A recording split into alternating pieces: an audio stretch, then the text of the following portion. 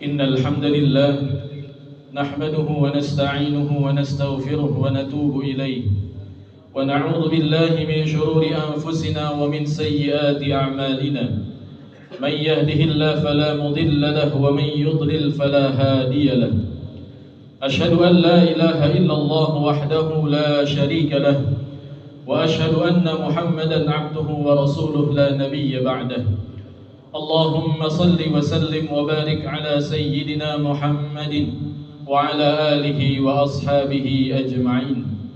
أما بعد فيا عباد الله، أوصيكم ونفسي بتقوى الله وطاعته لعلكم تفلحون. قال الله تعالى في كتابه الكريم: أعوذ بالله من الشيطان الرجيم. يا أيها الذين آمنوا اتقوا الله حق تقاته ولا تموتن إلا وأنتم مسلمون. وقال تعالى: يا أيها الناس اتقوا ربكم الذي خلقكم من نفس واحدة وخلق منها زوجها وبث منهما رجالا كثيرا ونساء واتقوا الله الذي تساءلون به والأرحام إن الله كان عليكم رقيبا. وقال تعالى: يا أيها الذين آمنوا اتقوا الله وقولوا قولا سديدا يصلح لكم أعمالكم ويغفر لكم ذنوبكم ومن يطع الله ورسوله فقد فاز فوزا عظيما. صدق الله العظيم. Ma'asyiral muslimin, sidang Jumat yang dimuliakan Allah Subhanahu wa taala. Di awal khutbah, khatib ingin berwasiat perkara takwa. Takwa dengan sebenar-benarnya takwa. Takwa dalam arti menjalankan segala perintah-perintah Allah dan menjauhi segala larangan-larangannya. Takwa di saat siang, takwa di saat malam. Takwa dalam keadaan sepi, takwa dalam keadaan ramai. Takwa di dalam masjid, takwa di dalam kantor. Takwa dengan lisan, takwa dengan anggota badan. Inna akramakum indallahi atqakum. Sesungguhnya yang paling mulia di antara kalian di sisi Allah adalah yang paling bertakwa. Ma'asyiral muslimin, sidang Jumat yang dimuliakan Allah Subhanahu wa taala. Seorang muslim yang jujur terhadap keislamannya bahwa dunia ini adalah sebuah ma'arakah, sebuah pertempuran dan sebuah perjuangan dalam rangka menjaga eksistensi keislaman kita. Sehingga apabila ia dipanggil oleh Allah Subhanahu wa taala untuk menghadapnya, maka insyaallah ia akan mendapatkan husnul khatimah, penutup hidup yang terbaik, penutup dengan meninggalkan dunia yang fana ini dengan mudah dan dimudahkan oleh Allah Subhanahu wa taala untuk mengakhiri hidupnya dengan mengatakan la ilaha illallah Muhammadur Rasulullah. Dan ini harus menjadi pikirannya dan perhatiannya setiap saat. Mengapa mesti demikian? Karena saat ini kita sudah hidup di akhir zaman, yang mana salah satu tandanya adalah bahwa fitnah saat ini lebih dominan daripada takwa. Sebagaimana di dalam suatu riwayat dikatakan bahwa di antara fitnah akhir zaman yaitu seseorang yang pada pagi harinya dia masih dalam kondisi beriman, lalu sore harinya dia sudah menjadi kafir. Lalu seseorang yang pada sore harinya dia masih menjadi seorang mukmin, lalu keesokan paginya dia sudah menjadi orang kafir. Na'udzubillahi min dzalik. Dan fenomena ini sudah tampak oleh kita hari ini, di mana sebagian orang ketika hidup di masa mudanya ia hidup dalam ketaatan kepada Allah dan Rasulnya, tetapi ketika sudah dewasa, sudah menjadi orang yang terkenal, dia rela untuk menjual agamanya.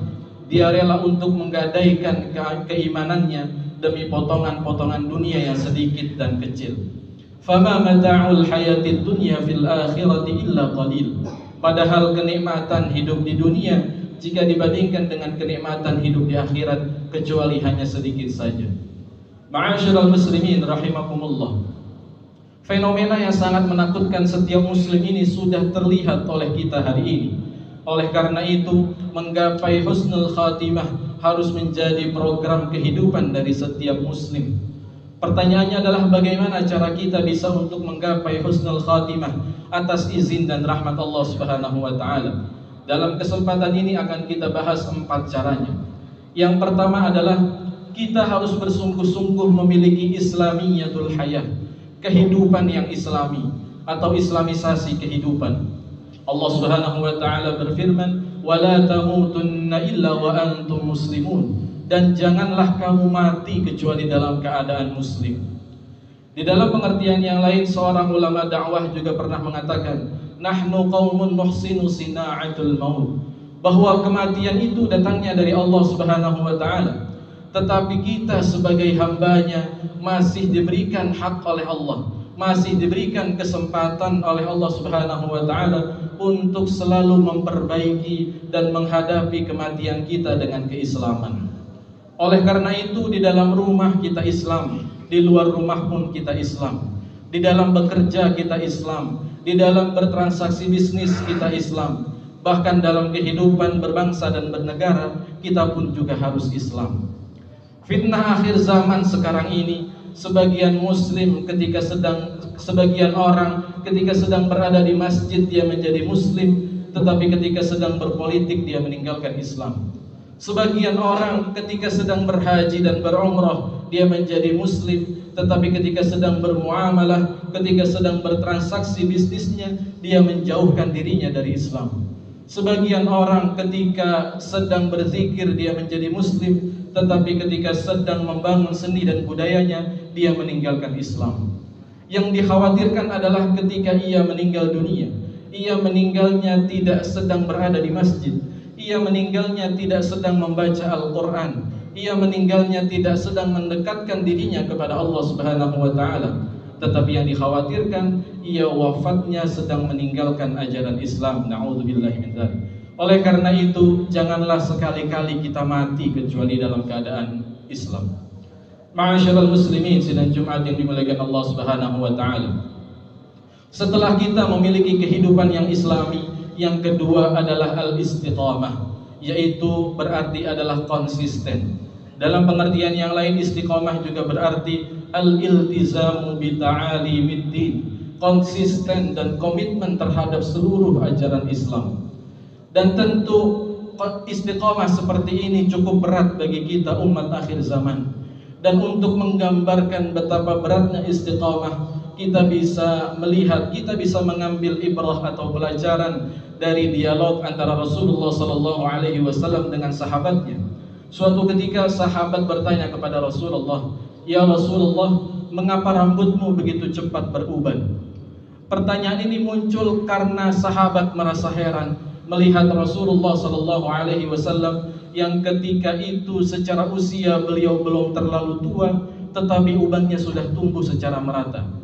Kemudian Rasulullah SAW menjawab, "Aku cepat beruban karena surat Hud." Sahabat kembali bertanya, "Ayat yang mana ya Rasulullah?" Maka Rasulullah SAW membacakan ayat 112 dari surat Hud. A'udzubillahi minasyaitonir rajim. Fastaqim kama umirta wa man taba ma'aka wa la tadghaw innahu bima ta'maluna basir. Maka tetaplah kamu pada ajaran agamamu dan tetaplah kamu bersama orang-orang yang taubat beserta kamu, dan janganlah engkau melampaui batas. Sesungguhnya Allah Maha melihat apa yang kamu kerjakan. Di dalam ayat ini ditegaskan bahwa manusia yang terbaik, manusia yang sudah dijamin masuk surga atas izin Allah Subhanahu wa taala, itu masih diperintahkan untuk istiqamah. Apalagi kita sebagai umatnya yang masih banyak melakukan dosa. Wala tadghaw, janganlah melampaui batas. Kata para ulama, potongan ayat inilah yang membuat Rasulullah SAW cepat beruban. Ma'asyiral muslimin rahimakumullah. Kalau istiqamah di zaman Rasulullah SAW itu dinilai berat, yang mana pada zaman itu takwa lebih dominan daripada fitnah, lalu bagaimana dengan kondisi kita hari ini? Kita hidup di mana fitnah lebih dominan daripada takwa.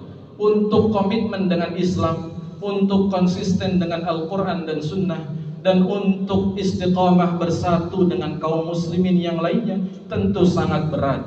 Di saat sebagian yang lain masih senang untuk berpecah belah, di saat sebagian yang lain masih senang untuk menzalimi saudaranya sendiri, sesama muslim. Dan di saat kita cukup dengan yang halal, tetapi sebagian yang lain masih tidak mementingkan hartanya didapat dari harta yang syubhat atau haram. Yang penting ekonomi bagus katanya. Oleh karena itu, hidup di dalam dunia ini membutuhkan perjuangan kita agar kita bisa menggapai husnul khatimah. Ma'asyiral muslimin, sidang Jumat yang dimuliakan Allah Subhanahu wa taala. Kemudian yang ketiga, agar kita bisa mampu menggapai husnul khatimah, yaitu dengan bikasratil du'a, dengan memperbanyak doa. Kenapa kita harus memperbanyak doa? Li'annal insanu dha'if, karena kita manusia dalam kondisi yang lemah.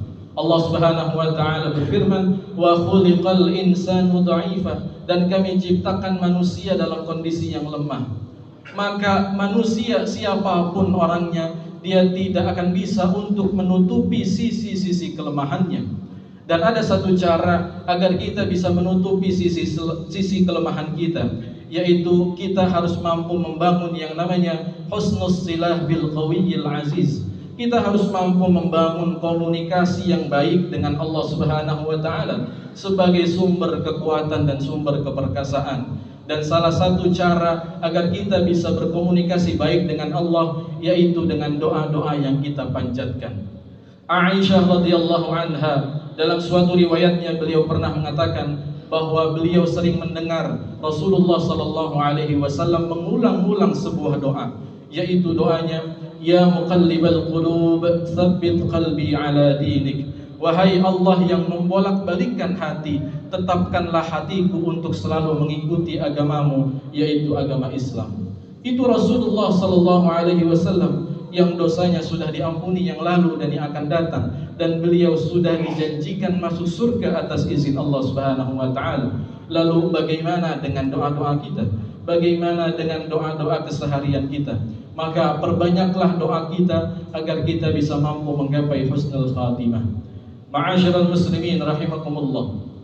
Kemudian yang keempat, agar kita bisa mampu menggapai husnul khatimah, yaitu dengan husnul dzan billah, dengan berbaik sangka kepada Allah Subhanahu wa taala, khususnya ketika kita dalam keadaan sakaratul maut. Maka ketika kita dalam keadaan sakarat, kita harus mampu bisa untuk mengedepankan prasangka baik kita kepada Allah Subhanahu wa taala. Semoga Allah Subhanahu wa taala memberikan anugerah yang terakhir kepada kita, memberikan rezeki yang terakhir kepada kita berupa penutup hidup yang terbaik, berupa husnul khatimah.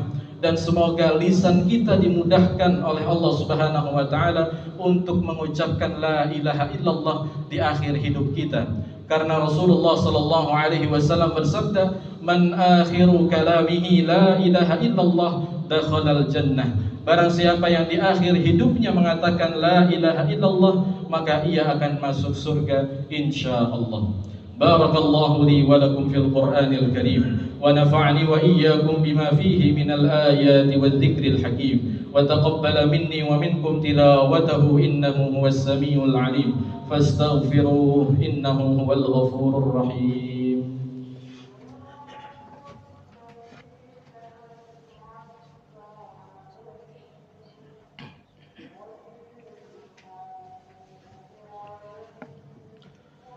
الحمد لله الذي أنزل على عبده الكتاب ولم يجعل له عوجا قيما لينذر بأسا شديدا من لدنه ويبشر المؤمنين الذين يعملون الصالحات أن لهم أجرا حسنا. أشهد أن لا إله إلا الله وحده لا شريك له، وأشهد أن محمدا عبده ورسوله لا نبي ولا رسول بعده.